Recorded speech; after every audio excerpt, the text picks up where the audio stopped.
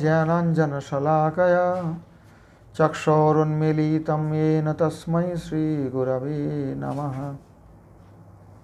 आज्ञाननिरतिरुपैति यया विशोषं भक्ति परापि भजते परिपोषमुच्चैः तत्त्वं परं स्फुरति दुर्गममपि अजस्रं सद्गुणभृस्फरचितां प्रणमामि गीताम्। अथ श्रीमद्भगवद्गीता अथ पंचदशाध्यायः। श्रीभगवानुवाच ऊर्ध्वमूलमधःशाखम् अश्वत्थं प्राहुरव्ययं छन्दांसि यस्य पर्णानि यस्त्वं वेद स वेदवित्। श्री भगवान उवाच, ये भूतकाल में भगवान बताए थे। संसारम ऊर्ध्वमूलम अधःशाखम अश्वत्थं अव्ययम अश्वत्थं प्राहु। संसार के ऊर्ध्वमूल विशिष्ट अध शाखा विशिष्ट नित्य अश्वत्थ वृक्ष विशेष श्रुतिगण बलिया थाकेन के बलिया थाकेन के बोलेन एटा श्रुतिगण माने वेद मंत्र सकल এই प्रकारे बोले थाकेन। छंदांसि यस्य पर्णानि, छंदांसि माने कर्म प्रतिपादक वेदवाक्य सकल যাহার पत्र स्वरूप। अर्थात এই অশ্বত্থ বৃক্ষের পাতাগুলো হচ্ছে কর্ম প্রতিপাদক বেদবাক্য সমূহ। এরকম কোনো অশ্বত্থ বৃক্ষ নেই, এটা একটা রূপক দেয়া হয়েছে। রূপক দিয়ে এই সংসারের অবস্থাটা বোঝাবার জন্য এই রূপকটা দেওয়া হয়েছে। সংসারের অবস্থাটা বোঝানো হচ্ছে ভগবানের সঙ্গে সংসারের কি সম্বন্ধ আর জীবেরই বা এই সংসারের সঙ্গে কি সম্বন্ধ, এটা বোঝাবার জন্য এরকম কোনো অশ্বত্থ গাছ তুমি কোথাও পাবে না যার ওপর দিকে মূল আর নিচের দিকে শাখা, যার পাতাগুলো হচ্ছে কর্ম প্রতিপাদক বেদ। এটা একটা রূপকের মাধ্যমে ভগবান অর্জুনকে বোঝাচ্ছেন। বোঝা গেল? তদ বেদ সহ বেদবিদ ইহা তং বেদ, যিনি সেই বেদ সেই জানেন, সেই অশ্বত্থ বৃক্ষটাকে জানেন, তিনি বেদবিদ, তিনি বেদজ্ঞ। শ্রী ভগবান বলিলেন, শ্রুতি সকল এই সংসারকে ঊর্ধ্বমূল বিশিষ্ট অধ শাখাযুক্ত নিত্য অথচ বিনশ্বর বলিয়া অশ্বত্থ বৃক্ষস্বরূপ বর্ণন করেন। কর্ম প্রতিপাদক বেদবাক্য সকল সেই বৃক্ষের পত্র স্বরূপ।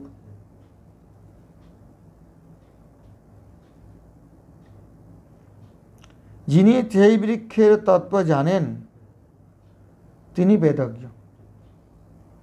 শ্রীল ভক্তিবিনোদ ঠাকুর তার ব্যাখ্যায় বলছেন, হে অর্জুন, যদি তুমি এরূপ মনে করো যে বেদবাক্য অবলম্বনপূর্বক সংসার আশ্রয় করাই ভালো, তবে বলি শোনো। কর্মনির্মিত এই সংসারটি অশ্বত্থ বৃক্ষ বিশেষ। অর্থাৎ কর্মের দ্বারা নির্মিত অশ্বত্থ বৃক্ষ তো অনেক কিছু থাকে, কিন্তু পাতাগুলো থাকবে। আর এই কর্মের দ্বারাই সৃষ্টি হয়েছে সংসারটা। কেন? জীবের সংসার কতক্ষণ পর্যন্ত? যতক্ষণ কর্মভোগ আছে। কর্মফল না থাকলে তো সংসার থাকবে না। তাহলে কর্মনির্মিত সংসার, এটা অশ্বত্থ বৃক্ষ বিশেষ। কর্মাশ্রিত ব্যক্তিদিগের পক্ষে ইহার শেষ বা নাশ নাই। অব্যয়ম কেন বলা হলো? যে যারা কর্মকে আশ্রয় করে তাদের জন্য চিরকাল থাকবে, কিন্তু যারা ভগবত ধামে মোক্ষ প্রাপ্ত করবে, মোক্ষ হয়ে যাবে যাদের, তাদের জন্য অশ্বত্থ বৃক্ষটা থাকবে না, তাদের জন্য নাশমান। কর্মাশ্রিত ব্যক্তিদিগের পক্ষে ইহার শেষ বা নাশ নাই। কর্ম প্রতিপাদক বেদবাক্য সকলে ইহার পত্র স্বরূপ। এই বৃক্ষটি ঊর্ধ্বমূল। এরকম কোনো গাছ হয় নাকি ওপর দিকে মূল আর নিচের দিকে গাছ হয়েছে? বলছেন এরকম একটা আছে, চিন্তা করো। ইহার শাখা সকল অধোভাগে বিস্তৃত। ওপর দিকে মূলটা, শাখাগুলো সব নিচে ছড়িয়েছে। ওপর দিকে কেন? কি মূলটা যেখানে ভগবানের থেকে এসছে তো সেটা দেখতে পাওয়া যাচ্ছে না, শাখাগুলো দেখতে পাওয়া যাচ্ছে।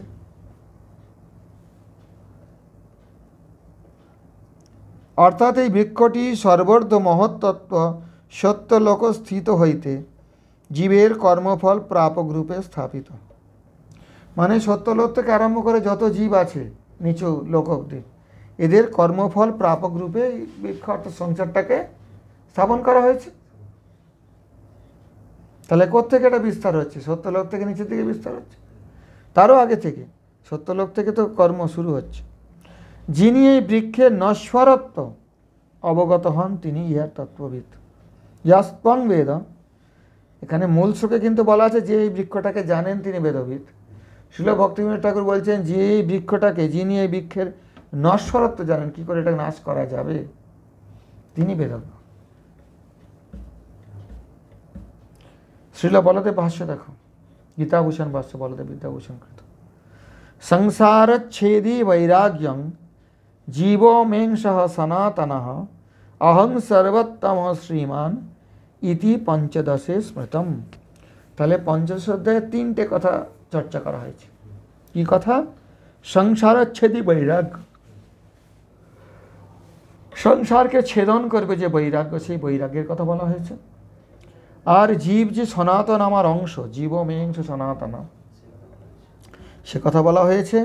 অহং সর্বোত্তম, আমি যে সকলের চেয়ে শ্রেষ্ঠ, এই জড় এবং জীব সকলের চেয়ে আমি যে আরও ঊর্ধ্বে অবস্থিত, এইটা পঞ্চদশ অধ্যায়ে বলা হয়েছে।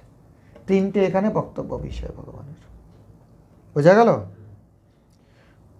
অহং বলতে এখানে ভগবান, সর্বোত্তম শ্রীমান ইতি পঞ্চদশে স্মৃতম। পূর্বত্র, এবার পূর্ব থেকে, পূর্ব অধ্যায়ের থেকে সঙ্গতি করা হচ্ছে। বিজ্ঞানানন্দস্য ঔৎপত্তিক গুণাষ্টক স্বাপী। এই যে বলা হলো গুণাষ্টক যুক্ত জীব, এই যে গুণাষ্টক, এটা কি জীব পাচ্ছে না তার উৎপত্তি থেকেই আছে? বোঝা গেল না? এটা বলছেন ঔৎপত্তিক গুণাষ্টক, জীবের মধ্যে অষ্টগুণ আছে। অর্থাৎ বিশ্বক, বিমৃত্যুর, বিজড়, সত্যকাম, সত্য সংকল্প, বিজিগীষ্য, অপিপাস ইত্যাদি যে ছান্দোগ্য উপনিষদের মন্ত্রে বলা হয়েছে, এটা জীবের মধ্যে আছে, উৎপত্তি প্রথম থেকেই আছে। আর বিজ্ঞানানন্দ জীবের মধ্যে আছে। বোঝা গেল? কিন্তু কর্মরূপ অনাদি বাসনা অনুগুণে নয়, এগুলো থাকার পরেও, থাকা সত্ত্বেও জীবের কর্মরূপ যে অনাদি বাসনা, অনাদি কেন না, এই সৃষ্টির পূর্ব থেকে সে বাসনা রয়েছে। সৃষ্টির থেকে তো সময় গণনা শুরু হয়েছে, তো সৃষ্টির পূর্ব থেকে যে বাসনা গণনা করে, যে তার গণনা সময় কী করে করবে? সেই জন্য অনাদি বাসনা গুণে না, বাসনা অনুগুণে না, এই বাসনা অনুসারে ভগবৎ সংকল্পে না প্রকৃতি গুণসঙ্গ। আগে বলা আছে না, প্রকৃতির গুণসঙ্গস্য সদসৎ যোনি জন্মসু। মুখস্থ করেন শ্লোকগুলো। কারণং গুণসঙ্গস্য সদসৎ যোনি জন্মসু। তাহলে এই যে কারণটা কি, কেন গুণসঙ্গ হলো জীবের? জীব যে বিজ্ঞানানন্দ উৎপত্তি অষ্টগুণ সমন্বিত, তো সেই গুণের সঙ্গে পড়ছে কেন না, কর্মরূপ অনাদি বাসনা অনুগুণে না ভগবৎ সংকল্পে না। দুটো থাকতে হবে। শুধু অনাদি কর্মবাসনা থাকলে হবে না, ভগবান আমার আবার সংকল্প করে এই জীবগুলোকে পাঠাবে কর্মভোগ করার জন্যে। মম যোনির মহৎ ব্রহ্ম তস্মিন গর্ভং দদামি অহম।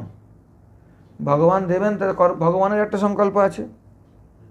আর কেন সেই সংকল্পটা করবেন বলুন? তাহলে কাউকে শুকর জনিতে পাঠালেন ভগবান, কাউকে দেবতা জনিতে পাঠালেন ভগবান, তাহলে পক্ষপাত বলছেন না, অনাদি বাসনানুগুণে না।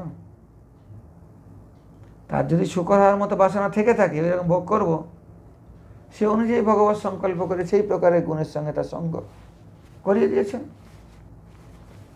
বোঝা গেল কি বোঝা গেল না? প্রকৃতি গুণ সঙ্গ, অর্থাৎ প্রকৃতির যে গুণ সেগুলোর সঙ্গে। ন চ বহুবিধ তদত্যয়শ্চ ভগবদ ভক্তি শিরস্কেন বিবেক জ্ঞানেন ভবেত। বলছেন দেখো, তার যে অত্যয়, অত্যয় মানে বিনাশ। সচ বহুবিধ, সচ মানে ওই প্রকৃতি গুণসঙ্গ বহুবিধ। একটা জীবের সঙ্গে একটা জীবের একরকম অবস্থা নয়। সত্তরজতম গুণের ভেদে প্রত্যেকটা জীব এক একটা পৃথক পৃথক কর্মবাসনা এবং কর্মভোগের মধ্যে রয়েছে। তাহলে বহুবিধ, গুণসঙ্গটা বহুবিধ। তদ অত্যয়শ্চ, তার নাশটাও ভগবত ভক্তি শিরস্কে না, ভগবত ভক্তি যার মাথায় আছে। ভগবত ভক্তি শিরস্ক মানে মাথায় করে কেউ একটা রসগোল্লার হাঁড়ি নিয়ে যাচ্ছে। সে কি নিয়ে যাচ্ছে? রসগোল্লার হাঁড়ি, তো রসগোল্লা নিয়ে যাচ্ছে। তাহলে মুখ্য তার উদ্দেশ্য কি? চলার রসগোল্লাটাকে নিয়ে যায়। শিরস্ক শব্দটার অর্থটা বোঝো ভালো করে, এই জন্য আমি এটা ব্যাখ্যা করছি। আর সে চলছে, কোনো জায়গায় লাফ দিয়ে হয়তো ডিঙিয়ে যেতে হচ্ছে, কোনো জায়গায় লাঠি ধরে হয়তো চলতে হচ্ছে, বিভিন্নভাবে চলছে, কিন্তু তার মুখ্য কি আছে? তার মাথায় কি আছে? রসগোল্লার হাঁড়ির জন্য সে চলছে, কিন্তু সে ভগবত ভক্তি শিরস্ক। বোঝা গেল? ভগবত ভক্তি শিরস্কে না বিবেক জ্ঞানে না ভাববেন। শুধু বিবেক জ্ঞান হলে হবে না। সে এমনিতে হেঁটে যাচ্ছে, রসগোল্লা নেই মাথায়, সেখানে তুমি এটা বলতে পারবে না। সে রসগোল্লা মাথায় নিয়ে যাচ্ছে মানে সে যাচ্ছে রসগোল্লাটা পৌঁছানোর জন্য, তার উদ্দেশ্য এইটা। এবার কিভাবে যাচ্ছে, কোনখানে নালি ডিঙোতে হচ্ছে, কোনখানে লাঠির সাহায্যে চলতে হচ্ছে, সেটা ভিন্ন হতে পারে, কিন্তু মুখ্য যে মাথায় যেটা রয়েছে সেটাই তার উদ্দেশ্য বলতে হবে। বোঝা গেল কি গেল না? তাহলে ভগবত ভক্তি শিরস্কে না বিবেক জ্ঞানে না ভাবে। তাহলে যে বিবেক জ্ঞানের মাথায় ভগবত ভক্তি আছে, সেই বিবেক জ্ঞানের দ্বারা তৃতীয় বিভক্তি এখানে প্রয়োগ হয়েছে, টা, বিবেক জ্ঞানে না ভাবে। তাহলে অত্যয় মানে নাশটা কখন হবে? ভগবত ভক্তি শিরস্ক বিবেক জ্ঞানের দ্বারা হবে। কোনটা নাশ হবে? গুণসঙ্গটা। গুণসঙ্গ নাশ হলেই তো জীব মুক্ত হয়ে গেল। কারণ গুণসঙ্গ সদস্য যোনি জন্মসু। আর যদি কারণটাই চলে গেল গুণসঙ্গ, তাহলে আর জনিতে জন্ম হবে কেন? তোর মুক্ত হয়ে গেল। বুঝতে পারছ? তো এখন ভগবত ভক্তি শিরস্কে না বিবেকে না জ্ঞানে না ভাবে, কি হবে? কি হবে তাতে? গুণসঙ্গ নাশ হবে, তদাত্মায় গুণসঙ্গের নাশ হবে। এগুলো বোঝো ভালো করে, প্রত্যেকটা শব্দ আমি বোঝাচ্ছি তোমাকে। তস্মিং চ সতি, তা নয় হলো, তারপরে কি হবে? এরকম হলে কি হবে? তস্মিং চ সতি, যখন গুণসঙ্গ নাশ হবে, সংপ্রাপ্ত নিজ স্বরূপ, জীব তখন নিজের স্বরূপ সম্প্রাপ্ত হয়ে, সম্যক রূপে প্রাপ্ত হয়ে, ভগবন্তমাশ্রিত্য প্রমোদি সর্বদা তস্মিন তিষ্ঠতি ইতি উক্তম। সে তখন ভগবানকে আশ্রয় করে আনন্দের সঙ্গে সবসময় ভগবানের সঙ্গেই থাকবে। পূর্ব অধ্যায়গুলো বলা হয়েছে তো, সেখানে যুক্তিও তো দেওয়া হলো, যদি মুক্ত হয়ে গেল তাহলে ভগবানের আশ্রিত হয়ে থাকবে কেন? বলছে ওই আনন্দটা যে পাবে, ওটা তীব্র আনন্দটা পাবে না অন্যভাবে, রস সেই জন্য থাকবে। হ্যাঁ, ব্রহ্মণেই প্রতিষ্ঠান। বুঝতে পারছ? তস্মিং তিষ্ঠতি অথ তদ বিবেক জ্ঞান স্থৈর্যকরং বৈরাগ্যং জীবস্য ভজনীয় ভগবদংশত্বং ভগবত স্বইতর সর্বোত্তমত্বং চোক্তেষু অর্থেষু উপয়োগায় পঞ্চদশেস্মিন বর্ণ্যতে। এই পর্যন্ত তো পূর্ব অধ্যায় চতুর্দশ অধ্যায় বলা হয়েছে। পঞ্চদশ অধ্যায় কি বলা হচ্ছে? সেই বিবেক জ্ঞানটা যে স্থির করবে, সেই বৈরাগ্যটা কীরকম হওয়ার দরকার, বৈরাগ্যকে বলতে হবে। আর জীবের ভজনীয় ভগবত অংশত্ব, জীব যে ভগবানকে ভজন করবে, ভজনীয় ভগবান, তার যে জীব একটা অংশ, সেটা এখানে বলা হবে। আর ভগবানেরও নিজের ছাড়া, তো ভগবত বস্তু ছাড়া বাকি সমস্ত বস্তুর চেয়ে ভগবানের সর্বোত্তমত্ব। চ উক্ত অর্থেষু উপযোগায়, উক্ত অর্থেষু মানে ওই প্রয়োজনের জন্য উপযোগ। কোন প্রয়োজনের জন্য উপযোগী? গুণসঙ্গ নাশের জন্য উপযোগী। চ উক্ত অর্থেষু উপযোগায়, অর্থাৎ ওই প্রয়োজন। প্রয়োজন কি? গুণসঙ্গ নাশ। প্রয়োজন বলে এই অধ্যায়ে অস্মিন পঞ্চদশে বর্ণিয়াতে, পঞ্চদশ অধ্যায়ে, এই পঞ্চদশ অধ্যায়ে অস্মিন পঞ্চদশে, অস্মিন হলো সপ্তমী বিভক্তি, অধিকরণে সপ্তমী। কোথায় বলা হচ্ছে এটা? আধারটা কি? পঞ্চদশ অধ্যায়। বর্ণিয়াতে বর্ণন করা হইতেছে। তত্র তাবৎ গুণবিরচিতস্য সংসারস্য বৈরাগ্য বৈচ্ছদ্যত্বাৎ সংসারং বৃক্ষত্বেন বৈরাগ্যঞ্চ শস্ত্রত্বেন রূপায়ণ বর্ণয়তি ভগবান। ওই যে বলুন রূপক করেছে, রূপায়ণ, ওই রূপে বর্ণন করছে। এরকম তো কোনো তুমি দেখবে না একটা অশ্বত্থ বৃক্ষ আছে, সেটাকে বৈরাগ্য কোনো একটা শস্ত্র মানে কুঠার তার দ্বারা ছেদন করবো, এ কথা নয়, এটা রূপক হিসেবে বোঝাবার জন্য ভগবান বলছেন। তত্র তাবৎ গুণবিরচিতস্য সংসারস্য বৈরাগ্য বৈচ্ছদ্যত্বাৎ। গুণবিরচিত যে সংসার হয়েছে কারণ গুণ সংঘর্ষ সজ্জনী জন্মসু, তো গুণবিরচিত ত্রিগুণ দ্বারা বিরচিত এই সংসারের ছেদককে না বৈরাগ্য বৈচ্ছদ্য, বৈরাগ্যের দ্বারাই একমাত্র যাকে ছেদন করা যাবে অর্থাৎ কাটা যাবে, সেই রকম সংসারকে বৃক্ষত্বেন, সেই সংসারকে একটা বৃক্ষের রূপে, এবং বৈরাগ্যঞ্চ শস্ত্রত্বেন রূপায়ণ, আর বৈরাগ্য হচ্ছে অস্ত্র, শস্ত্র, এই রূপে বর্ণন করে বর্ণয়তি ভগবান, ভগবান এই রূপে রূপক রূপে বর্ণন করছেন। ঊর্ধ্বমূলম অধঃশ্বাখম ইত্যাদি স্ত্রীভি। হ্যাঁ, তাহলে এখন তো ধরে ফেলতে পারছে ব্যাপারটা। ইত্যাদি স্ত্রীভি মানে এইখান থেকে শুরু করে 3টে পর্যন্ত, 3টেতে, মানে প্রথম শ্লোকে, দ্বিতীয় শ্লোকে আর তৃতীয় শ্লোকে এই একটা বিষয়ের উপরই ভগবান বর্ণন করছেন। বোঝা গেল?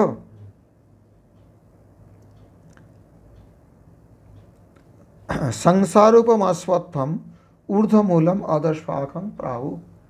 এই সংসাররূপ যে অশ্বত্থ বৃক্ষটা, অশ্বত্থ গাছটা, এটার ঊর্ধ্বমূল এবং অধঃশ্বাখও বলা হয়েছে। শাখাটা নিচে, মূলটা ঊর্ধ্বে। ঊর্ধ্বে মানে ঊর্ধ্বে কোথায়? একটা উঁচুতে একটা আছে, আকাশে আছে, না তারও উপরে আছে, না স্বর্গলোকে আছে, না মহল্লোকে আছে, না জনলোকে আছে, না তপলোকে আছে, না সত্যলোকে। ঊর্ধ্বে মানে কত ঊর্ধ্বে, কোথায়? সেটাই বলছেন, ঊর্ধ্বে সর্বোপরি সত্যলোকে। এই জড়জগতের মধ্যে সবচেয়ে উচ্চ লোক সত্যলোক, যেখানে ব্রহ্মাজি থাকেন, ব্রহ্মলোক বলা হয়, সত্যলোক বলা হয়। সেই সত্যলোকে বললেন এলোকর থেকে অশ্বত্থ গাছ হলে তো বীজ হবে, বীজ থেকে তো গাছ হয়, বীজ থেকে তো বৃক্ষ হবে। অশ্বত্থ বৃক্ষের বীজ থাকে, দেখবেন ছোট্ট ছোট্ট, দেখেছো অশ্বত্থের ফল? হ্যাঁ হ্যাঁ, তো ফলের মধ্যে এই দানা দানা গুঁড়ি গুঁড়ি বালির মতো বীজ থাকে, একদম ছোট্ট ছোট্ট। তো বীজটা কি তার? বলছেন এই যে বীজত্ব, প্রধান বীজত্ব, ওই যে প্রধানটা কি? মায়া শক্তি যেটা জড় উৎপন্ন করে তাকে বলা হচ্ছে জড় ভাব, হচ্ছে প্রধান।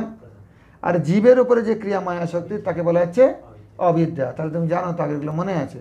শ্লোকগুলো মুখস্থ রাখো না কেন? হ্যাঁ, প্রমাণ দিতে হবে। প্রধান হলো জড় শক্তি, এই মায়া শক্তির জড় প্রভাবটা হচ্ছে প্রধান, আর জীবের ওপর তার যে প্রভাব তাকে বলা হয় অবিদ্যা। তো এই যে প্রধান, এই প্রধান হচ্ছে এই গাছের বীজ, প্রধান বীজত্ব। বুঝতে পেরেছ?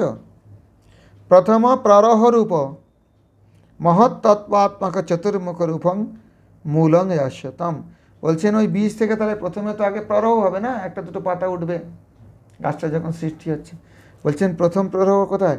না মহত্তত্ত্বাত্মক চতুর্মুখ, যে ব্রহ্মাজি, ওইখান থেকে শুরু হচ্ছে। মূলং যস্যতম, ওই মূল থেকে শুরু হলো বৃক্ষ, বীজ হলো প্রধান। অধঃ সত্যলোকাদ অর্বাচীনেষু, অর্বাচীন মানে আধুনিক, চ্যাংড়াও বলা হয় বাংলায়। অর্বাচীন প্রাচীনের বিপরীত, প্রাচীন অর্বাচীন। তো প্রাচীন তো নয় এটা, সত্যলোক থেকে আরম্ভ করে অর্বাচনেষু স্বর ভূবর ভূর লোকেষু, অর্থাৎ সত্যলোক থেকে শুরু করে আধুনিক যে সমস্ত লোকগুলো, স্বরলোক, ভূর লোক, হ্যাঁ, ভূর ভূবর স্ব, ওপর থেকে যখন না আগে স্ব, তারপরে ভূব, তারপরে ভূ, ওই জন্য এইভাবে বলছেন। স্বর ভূবর ভূ লোকেষু দেব গন্ধর্ব কিন্নর অসুর যক্ষ রাক্ষস মনুষ্য পশু পাখি কীট পতঙ্গ স্থাবরান্তা।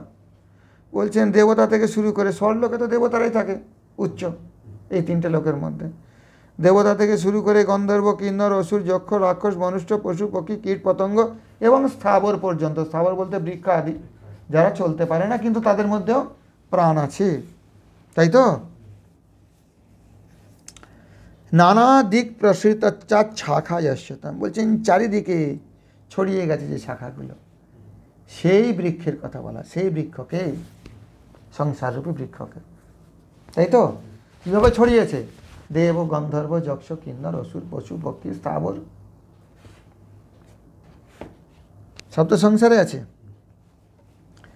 চতুর্বর্গ ফলাশ্রয়ত্বাৎ অশ্বত্থম উত্তম বৃক্ষম, বললেন এত ভালো বৃক্ষ বললে কেন? অশ্বত্থ তো ভালো গাছ, একটা কোনো খারাপ বৃক্ষের সঙ্গে তুলনা দিয়ে দেয় তো? বলছেন না, এটা উত্তম বৃক্ষ। কেন? চতুর্বর্গ ফল পাওয়া যাবে থেকে, ধর্ম, অর্থ, কাম, মোক্ষ এই সংসারে। তা ফল ভালো হলে বৃক্ষটাকে ভালো বলা হবে, যে বৃক্ষ খারাপ ফল দেয় তাকে খারাপ বৃক্ষ বলা হবে, বিষ ফল দিলে তাকে বিষবৃক্ষ বলা হবে।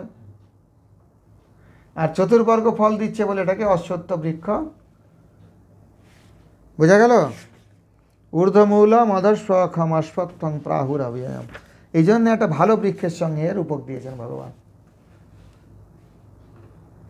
কেননা ভগবান দেখবেন এর আগে বলেছেন বৃক্ষানাম অশ্বত্থম, বৃক্ষের মধ্যে আমি অশ্বত্থ, মানে শ্রেষ্ঠত্ব এখানে। সেই জন্য চতুর্বর্গ ফলাশ্রয়ত্বাৎ, চার প্রকার ফলের আশ্রয় হওয়ার জন্য অত উত্তম বৃক্ষ। সংসারটাকে খারাপ বলা যাবে না।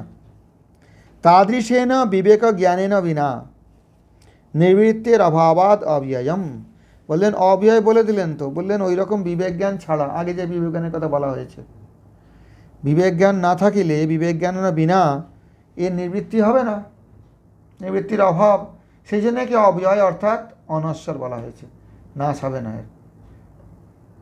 কিন্তু নাশ তো হবে, কী করে নাশ হবে? ওই যে গুণসঙ্গ যখন নাশ হবে, গুণসঙ্গ নাশ করতে গেলে বৈরাগ্যের দ্বারা, হ্যাঁ, ভক্তি শিরস্ক বিবেক জ্ঞানের দ্বারা, তবে নাশ হবে। যদি সেরকম না হয়, তাদের সেনা বিবেক জ্ঞান না বিনা, ভগবত ভক্তি শিরস্ক বিবেক জ্ঞান না বিনা নিবৃত্তের অভাবাৎ, এই সংসার নিবৃত্ত হবে না। সেই জন্য বুঝতে পেরেছ?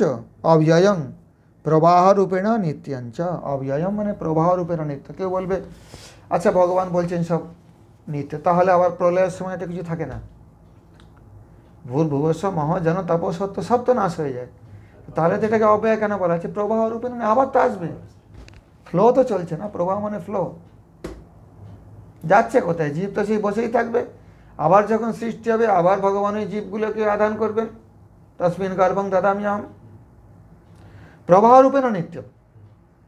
কিন্তু সৃষ্টি প্রলয় তো হতেই থাকছে সংসারে, তো নিত্য বলা যাবে না।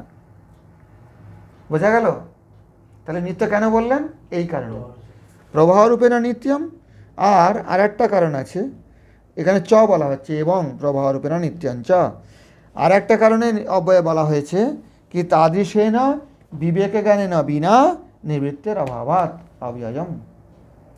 অব্যয় বলার দুটো কারণ আছে, বাস্তবে এটা অব্যয় নয়, এটা নাশ হয়, কিন্তু ওই প্রকার বিবেক জ্ঞান না হলে নাশ হবে না, চিরকাল থাকবে জীবের পক্ষে সংসার, এই একটা কারণে।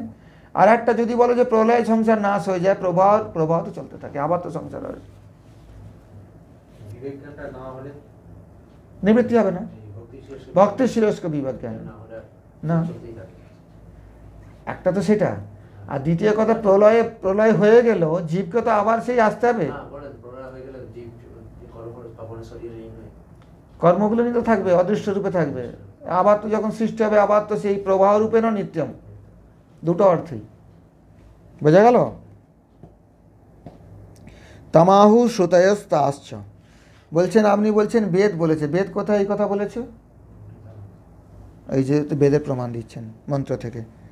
ঊর্ধ্বমূলর বাক্সাক এষত্থ সনাতন, ঊর্ধ্বমূলম আর বাক্সাখং বৃক্ষং ওবেদ সম্প্রতি।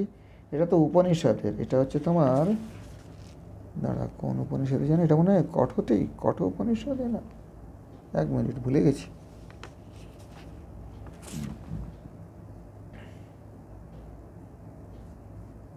যাই হোক, উপনিষদ তো বেদই, বেদের মন্ত্র থেকে এখানে প্রমাণ দিচ্ছেন, তাই তো? হ্যাঁ, কঠোপনিষদের ঊর্ধ্বমূল অবাক্সাকে এই সত্য, তাই মনে পড়লো, কঠোপনিষদের মন্ত্র। তাহলে বেদে বলা হয়েছে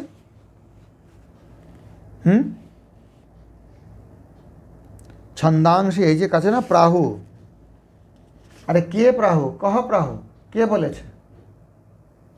বেদ বলেছে। ঊর্ধ্বমূলম অধঃশাখম অশ্বত্থং প্রাহুরব্যয়ম। তাহলে প্রাহু মানে বলেছে, কে বলেছেন? এটা বেদ বলেছেন। তার প্রমাণ দিলেন কঠোপনিষদের মন্ত্র থেকে। ঊর্ধ্বমূল অর্বাক শাখ এষত্থ সনাতন, ঊর্ধ্বমূলম অর্বাক শাখং বৃক্ষং यो वेद সম্প্রতি ইত্যাদি কাহা। यस्य সংসার সত্যস্য, এই সংসাররূপী যে অশ্বত্থ বৃক্ষ, তাহার ছন্দাংশী কাম্যকর্ম প্রতিপাদকানি শ্রুতিবাক্যানি বাসনারূপ তন্নিদানবর্ধকত্বাৎ পর্ণানি প্রাহু তানি ছন্দাংশী। এই সংসাররূপ অশ্বত্থ বৃক্ষের যে ছন্দাংশী মানে বেদবাণী, বেদমন্ত্রগুলো, বলছেন কোন বেদমন্ত্রগুলো এর পত্র পাতা? না কাম্য কর্ম প্রতিপাদিকানি শ্রুতি বাক্যানি, কাম্য কর্ম প্রতিপাদক করে যে শ্রুতি বাক্যগুলো। কাম্যকর্ম কোনটা? বিশেষ কামনা করে যেটা করা হয়, তাই তো? সেইগুলো কেন বলছে পাতা কেন বলা হলো? বলছেন বাসনরূপ তো নিদান বর্ধকত্ব। আরে গাছে পাতা থাকবে তো গাছটা তো বাড়বে আগে, তার নিদান বাড়াচ্ছে না।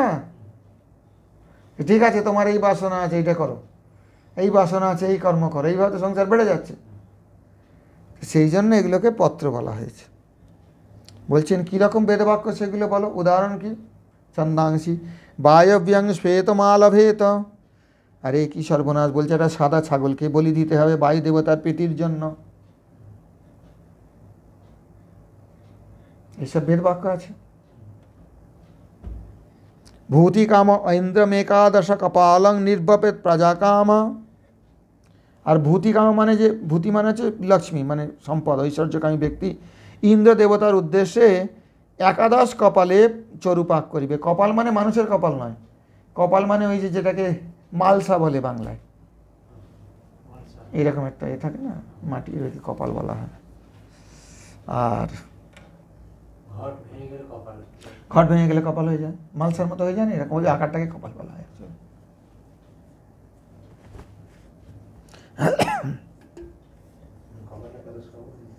হ্যাঁ, ভূতিকামম ইন্দ্রম একাদশ কপালং নির্বাপেত প্রজা কাম।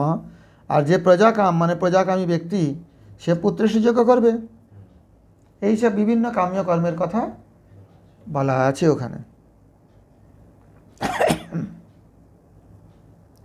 পত্রেই তরুর বর্ধাতে শোভাতে চ। তো পত্রের দ্বারা তরুটা বৃদ্ধিও হয়, আবার শোভামান হয়।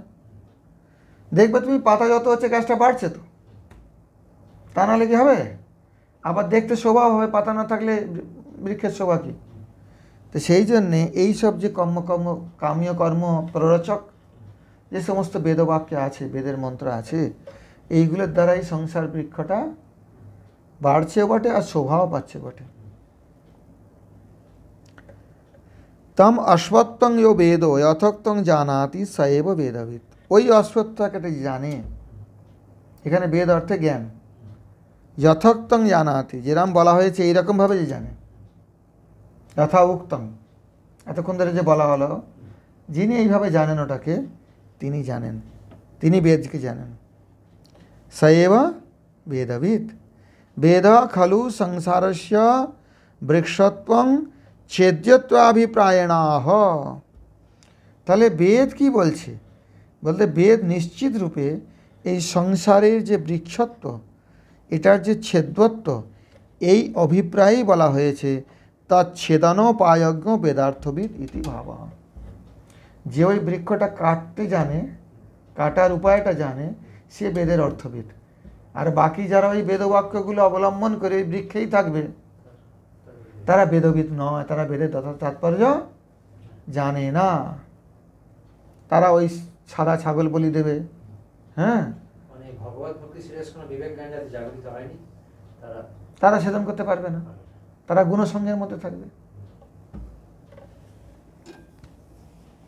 আর যিনি এই প্রকারে জানেন এই বৃক্ষটাকে, তিনি যথার্থ রূপে জানেন। স এব বেদবিদ, তিনিই বেদ জানেন। वेदा खलु संसारस्य वृक्षत्वं छेदत्वाभिप्रायणाः।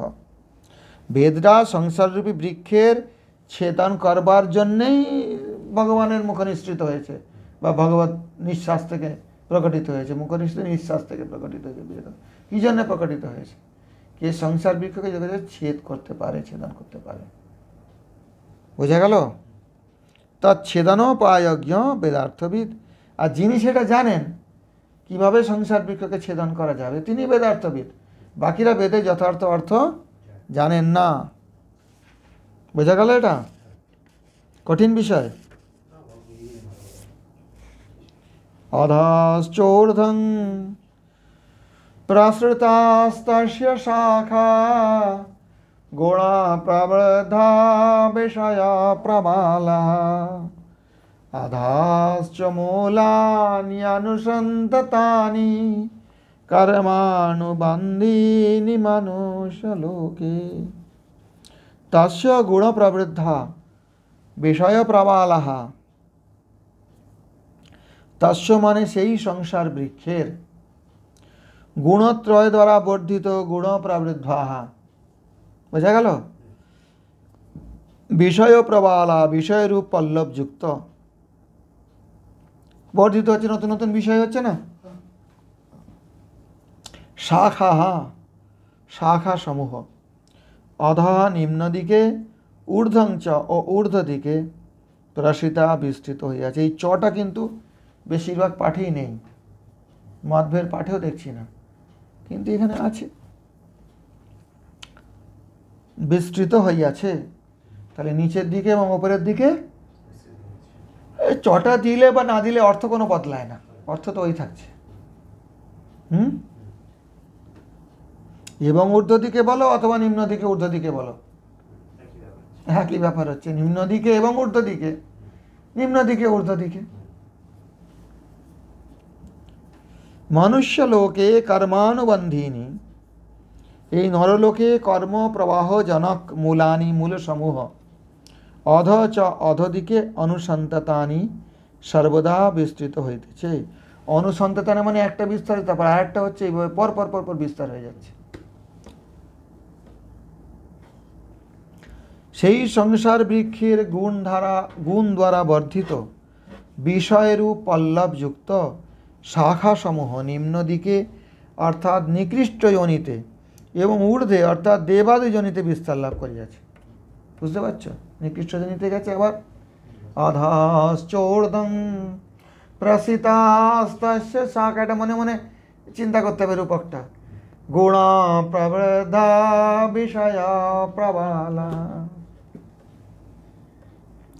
নরলোকে কর্মপ্রবাহজনক জটাসমূহ অধভাগে সর্বদা বিস্তৃত হইতে। যার আর কি হয়, অশ্বত্থ বৃক্ষের জটা তো দেখি না, বলে না কি হয়, বট গাছের তো হয় দেখেছি, ওই যে ডাল থেকে শিকড় বেরোয় না, নিচে যেগুলো ঝুলে আসে। বুঝতে পেরেছ?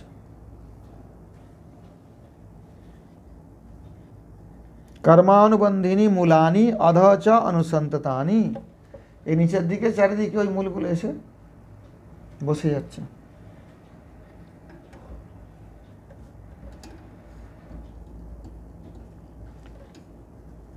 নরলোকে কর্ম প্রবাহ জনক জটাসমূহ অধভাগে সর্বদা বিস্তৃত হইতেছে।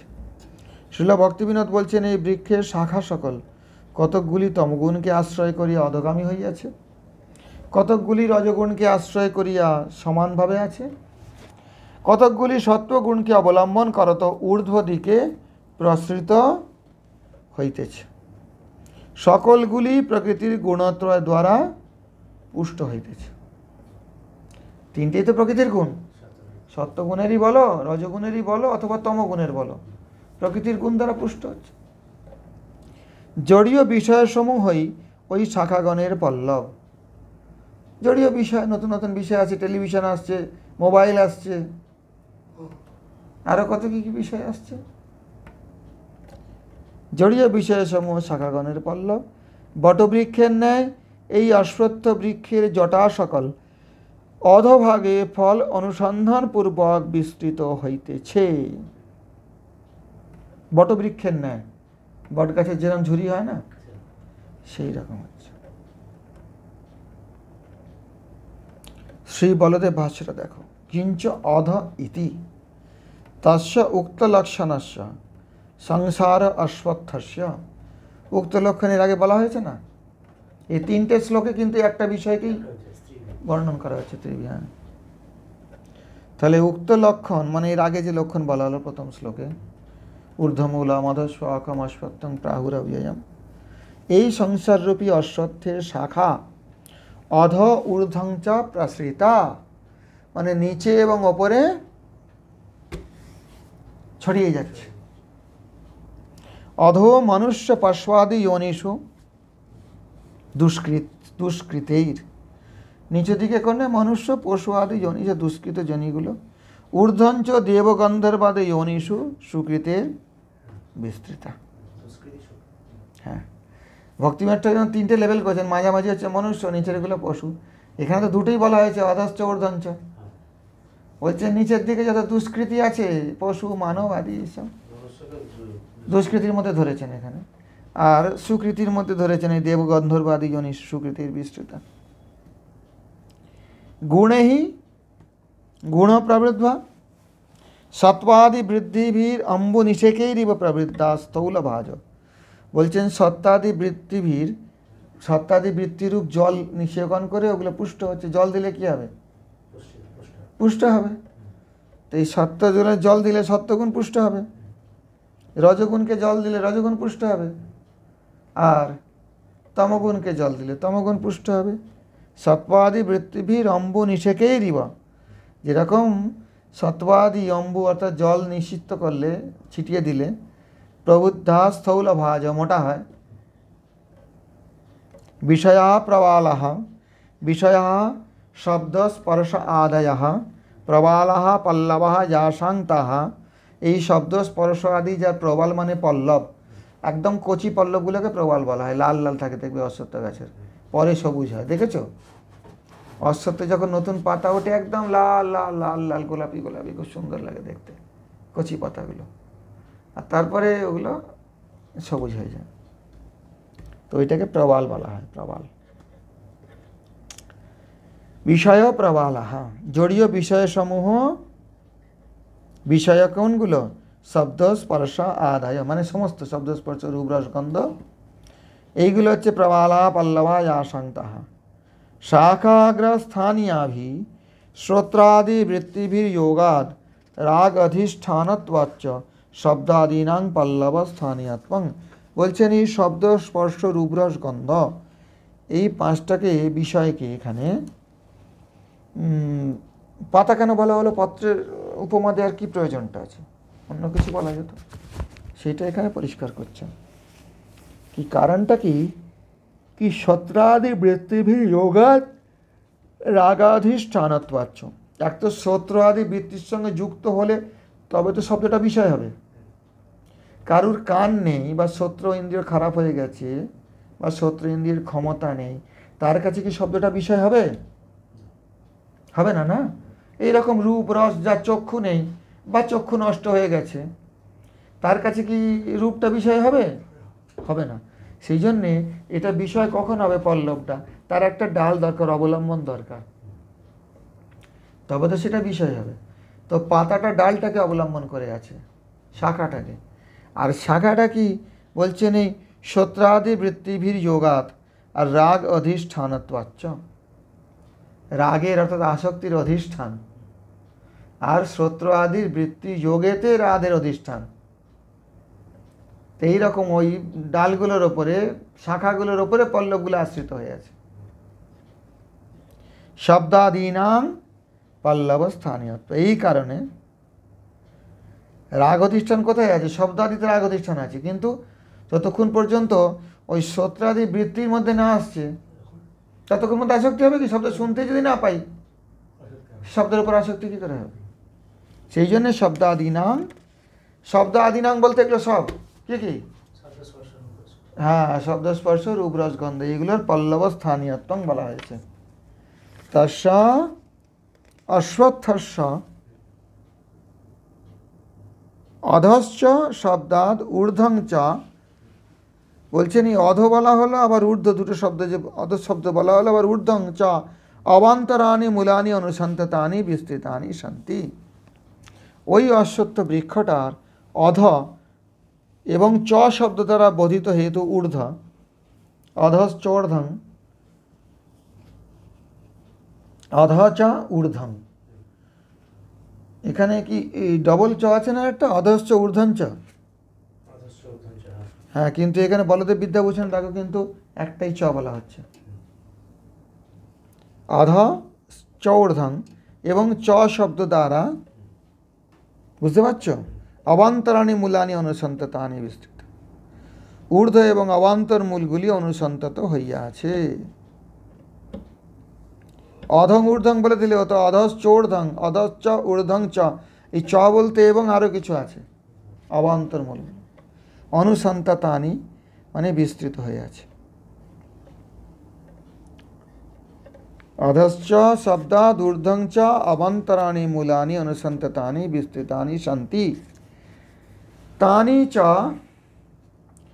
তত্তদ ভোগজনিত রাগদ্বেষাদি বাসনা রূপাণি।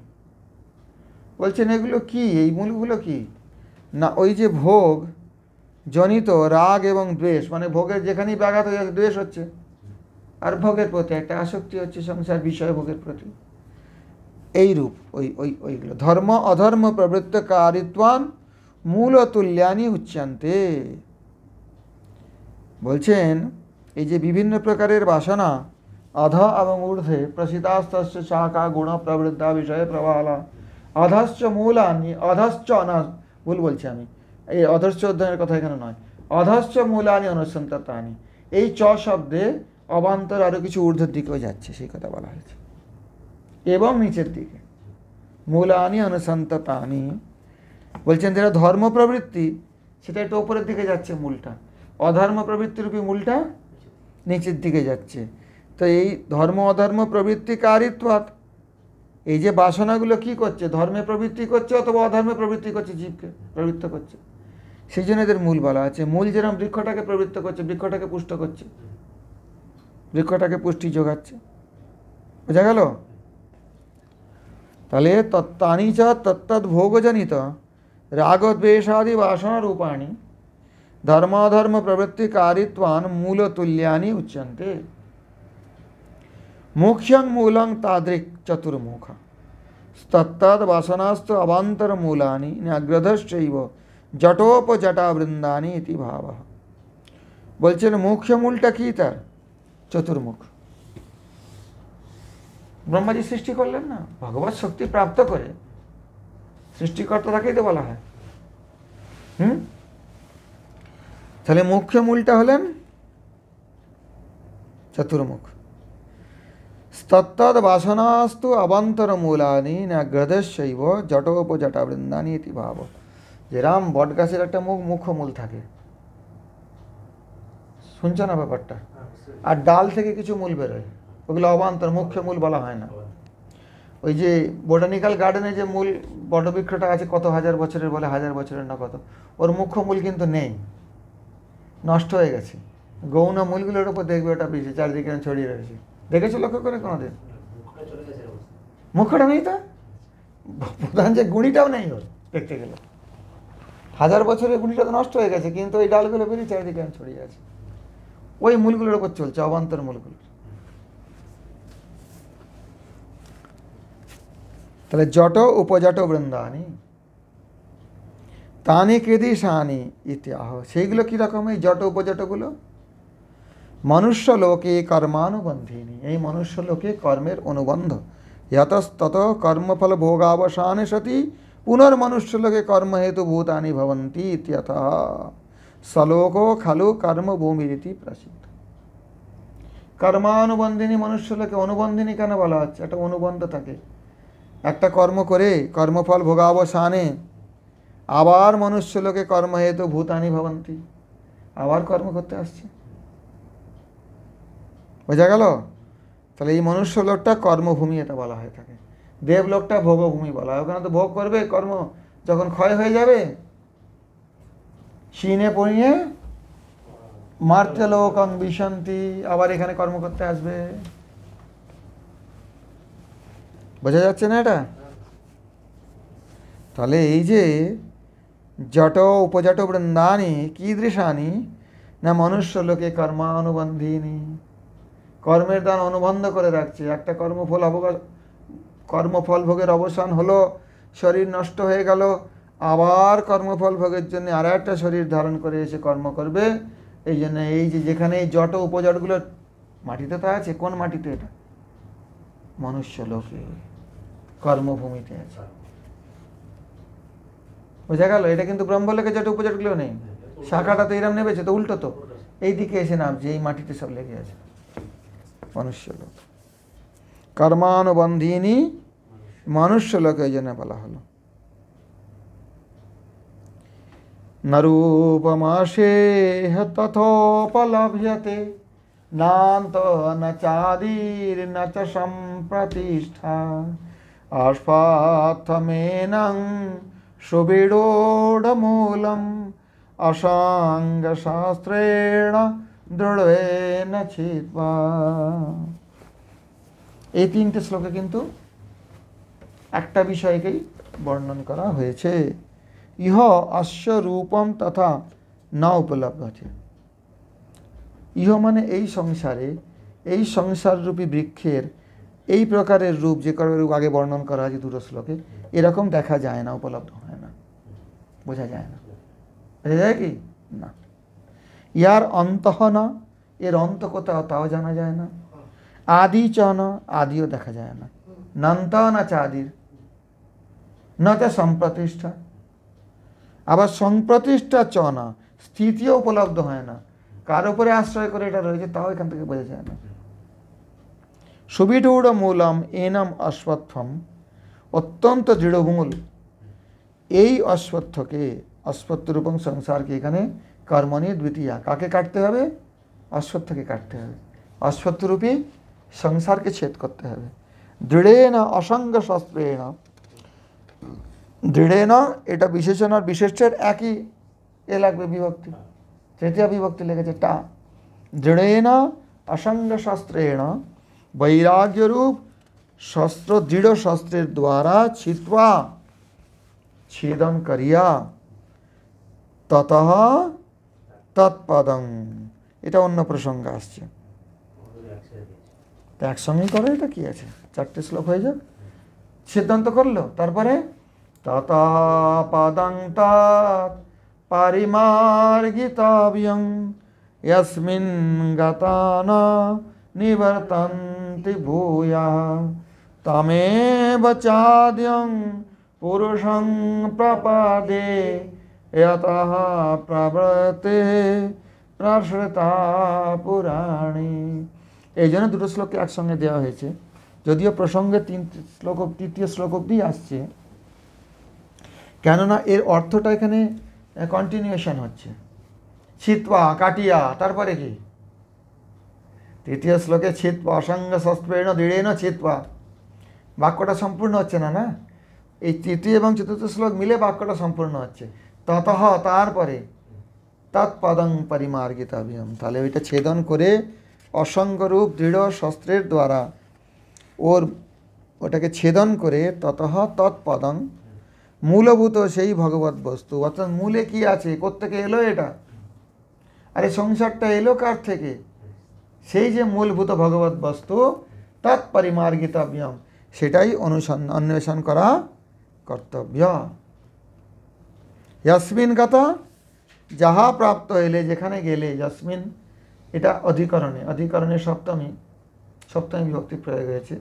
যেখানে গেলে, যে স্থানে যাওয়ার পরে, গতা ভূয় না নিবর্তন্তি, পুনরায় প্রত্যাবর্তন করিতে হয় না। यतः पुराणी प्रवृत्ति प्रसिता, যাহা হইতে চিরন্তন প্রবৃত্তি অর্থাৎ সংসার প্রবাহ প্রসৃতা বিস্তৃত হইয়াছে, তমেব আদ্যং পুরুষং চ প্রপদ্যে, সেই আদি পুরুষকে শরণ লইতেছি। এই প্রকারে সেই আদি পুরুষের প্রতি শরণাগত হতে হবে।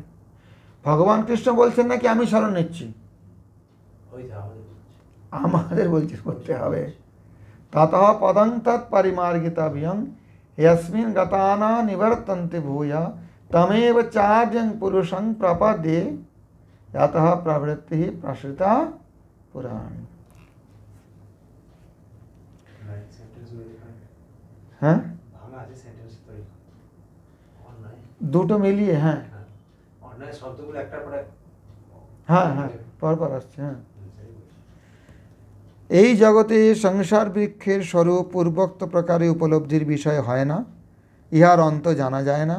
পূর্বোক্ত প্রকারে মানে ওই আগের দুটো শ্লোকে যেরকম বলা হয়েছে ওইভাবে তো এটা বোঝা যায় না। ইহার অন্ত জানা যায় না, আদি দেখা যায় না এবং স্থিতিও বুঝতে পারা যায় না। সেটেলমেন্ট এখানে কোথায় আছে? অত্যন্ত দৃঢ়মূল এই সংসারকে তীব্র বৈরাগ্যরূপ কুঠার দ্বারা ছেদন করিয়া তদনন্তর সংসারের মূলীভূত সেই শ্রী ভগবৎ পাদপদ্ম অন্বেষণ করা কর্তব্য। যে পদ প্রাপ্ত হইলে পুনরায় সংসারে প্রত্যাবর্তন করিতে হয় না, যাহা হইতে অনাদি সংসার প্রভাব বিস্তৃত হইয়াছে, সেই আদি পুরুষের শরণ গ্রহণ করিতেছি। শিল ভক্তিবিনোদ ঠাকুর বলছেন, মনুষ্য লোকে এই বৃক্ষের স্বরূপ অবগত হওয়া কঠিন, কঠিন ব্যাপার, যেহেতু ইহার আদি অন্ত ও আশ্রয় লক্ষিত হয় না। এই বিনশ্বর দৃঢ়মূল অশ্বত্থ অসঙ্গ শস্ত্রের দ্বারা ছেদন করিয়া সত্যবস্তুর অন্বেষণ কর্তব্য। সেই সত্যতত্ত্বে অবস্থিত হইলে তাহা হইতে জীব আর নিবৃত্ত হয় না। সেই তত্ত্বে পৌঁছতে গেলে যেখান থেকে এসেছে সেই আদি পুরুষ হইতেই এই চিরন্তনী সংসার প্রবৃত্তি প্রসৃতা হইয়াছে। যদি এই প্রবৃত্তির নিবৃত্তি অনুসন্ধান করো তবে সেই আদি পুরুষের প্রতি প্রপত্তি করো। জানো না, মম মায়া দুরত্যয়া মামেব যে প্রপদ্যন্তে মায়ামেতাং তরন্তি। এগুলো উপক্রম, উপসংহার, অভ্যাস, অপূর্বতা, ফল, এই সমস্ত তাৎপর্য আছে, তাৎপর্য নির্ণয়, এগুলো দেখতে হবে। এটা বারবার রিপিট করা হচ্ছে অভ্যাস। এর আগেও বলা হয়েছে দৈবী এষা গুণময়ী মম মায়া দুরত্যয়া মামেব যে প্রপদ্যন্তে। এখানেও এই কথা বলা হলো, সেই আদি পুরুষের প্রতি প্রপত্তি করো। তাৎপর্য নির্ণয় করতে গেলে এই চিহ্নগুলো দেখতে হবে, উপক্রম কী আছে, উপসংহার কী আছে, এগুলো সব আগে বুঝবে। মধ্ব দর্শনেও আছে এটা, এর আগে পাবে। শ্রীল বলদেব বলছেন ন রূপম ইতি, তার মানে এই শ্লোক থেকে শুরু হলো আর কি। ন রূপম অস্য তথা উপলভ্যতে অশ্বত্থস্য রূপম ইয় মনুষ্যলোকে তথা ন উপলভ্যতে। এই অশ্বত্থের এই প্রকারের রূপটা মনুষ্য লোকে পাওয়া যায় না, দেখতে পাওয়া যায় না। যথ ঊর্ধ্বমূলত্বাৎ আদি ধর্মগতয়া ময়োপবর্ণিতম, যেরকম এর আগে আমার দ্বারা উপবর্ণিত করা হয়েছে ঊর্ধ্বমূলম অধঃশ্বকম ইত্যাদি ইত্যাদি, ওইভাবে এখানে ওটা বোঝা যায় না। ন চ অস্য অন্তনাশ উপলভ্যতে কথময়ম অনর্থপ্রাত জটিল বিনশ্চেদ ইতি ন জ্ঞায়তে। বলছেন এখানে এটার অন্ত অর্থাৎ নাশটাও জানতে পারা যাবে না। কিভাবে এই অনর্থপ্রাত জটিল এই সংসারটা নষ্ট হবে, এটা এই সংসার থেকে বুঝতে পারা যায় না। না চ অশ্ব আদি কারণম উপলভ্যতে কুতয়াম ঈদৃশ জাত, কোত্থেকে এটা এলো সেটাও জানতে পারা যায় না। এখনও তো বিজ্ঞানীরা খুঁজে বেড়াচ্ছে, এই জড় সংসারের এখন কত দূর অবধি সীমা তাই পায়নি, এখনো খুঁজছে। কোত্থেকে এলো সে তো আরো দূরের কথা। ন চাস্য সংপ্রতিষ্ঠা সমাশ্রয় অপি উপলভ্যতে কিং সমাশ্রিত অয়ং সংতিষ্ঠত। কাকে সম্যকরূপে আশ্রয় করে এই সংসারটা আছে সেটাও এখনো পর্যন্ত জানা যাচ্ছে না, এখানে থেকে জানা যাচ্ছে না। কিন্তু মনুষ্যহং পুত্র যজ্ঞদত্তস্য পিতা চ দেবদত্তস্য তদনুরূপ কর্মকারী সুখী দুঃখী চাস্মিন দেহে अस्मिन् গ্রামে নিবাসামি ইতি এতাবদেব বিজ্ঞায়ত। তাহলে কি জানা যাচ্ছে এই সংসারে থেকে? একটা লোক বলছে আমি একজন মনুষ্য, আমি যজ্ঞদত্তের পুত্র, দেবদত্তের পিতা, মানে তার বাবার নাম যজ্ঞদত্ত, তার ছেলের নাম দেবদত্ত, তদনুরূপ কর্মকারী, সে অনুযায়ী আমি কর্ম করি। আমার বাবা আমার যেরকম শিখিয়েছে, আমার যেরকম বংশমর্যাদা অনুযায়ী সুখী দুঃখী, সুখী হই দুঃখী হই, চ অস্মিন দেশে অস্মিন গ্রামে, এই দেশে এই গ্রামে নিবসামি, ইতি এতি এতাবদেব বিজ্ঞায়তে, এই পর্যন্ত আমরা জানতে পারি। তাই তো সংসারে আইডেন্টিটি জিজ্ঞেস করলে কি বলবে? এই তো বলবে অমুকের বাপ, অমুকের ছেলে, অমুক অ্যাড্রেস আমার, সুখী দুঃখী। বুঝতে পেরেছো ব্যাপারটা? এই দেবদত্ত, যজ্ঞদত্ত, এগুলো সব নাম প্রায় তুমি এতে পাবে। ওই সব বেদান্তে, ন্যায়, বৈশেষিকে সব এইগুলো প্রয়োগ হয়। হ্যাঁ, বিষ্ণুমিত্র, এইসব 3-4টে নাম কি প্রয়োগ করে। ইতি এতাবদেব বিজ্ঞায়ত। তাহলে কি আশ্রয় করে এই বৃক্ষটা আছে, কোত্থেকে এটা এলো, হ্যাঁ, কি করে এটা নষ্ট হবে, এগুলো এই সংসার থেকে জানতে পারা যায় না। কি জানতে পারা যায়? কি আমি মানুষ্য, আমি যজ্ঞদত্তের পুত্র, দেবদত্তের পিতা, সুখী দুঃখী, অমুক গ্রামে অমুক দেশে থাকি,